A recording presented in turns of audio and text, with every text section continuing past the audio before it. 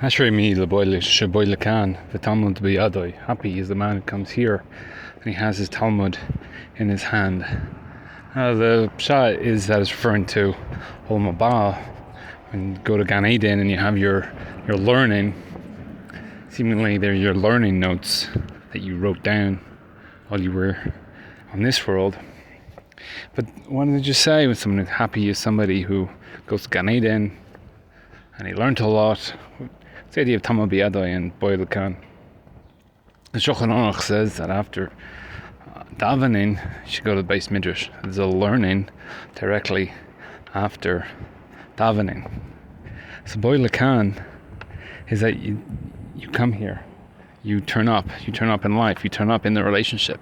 You want a relationship with God, so then you turn up. So going to tefillah every day, that's the most daily and constant commitment you're making to God is davening.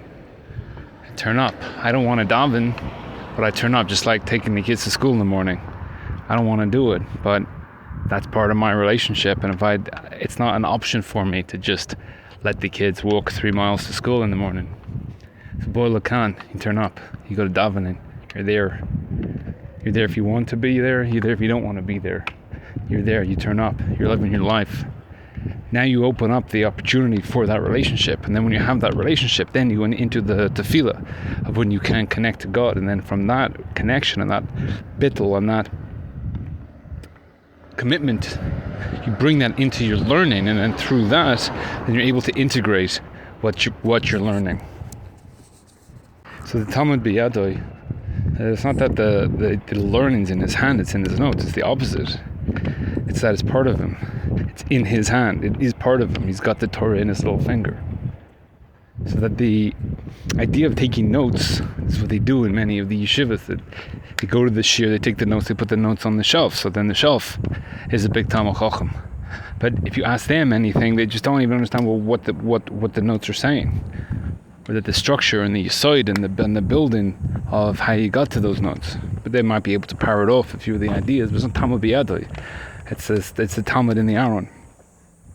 So it's Gemara, the Brachos said if you have 9 people and an Aron, so then you can have a minion.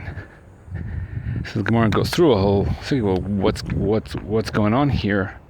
What's the Havamina that you have 9 people in an Aron? So in an Aron you have the box with the Torah inside, but it's not a man, it's not a person, it's just a store of information as far as the box goes. So you have people that they learn, and they're just a store of information, or not even that. In their house they have folders of notes ready, full of Torah.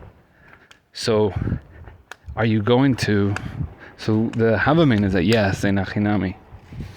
You can mitzdarf that guy into your minion, that it's a Jew, even though he has no integration with Torah whatsoever.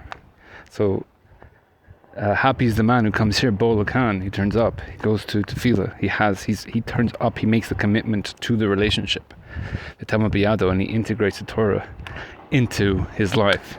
He's not just going through the motions, going through the dafim, but he's integrating the Torah. And therefore, Baul Khan, Talmud beyado, that is the person who is happy.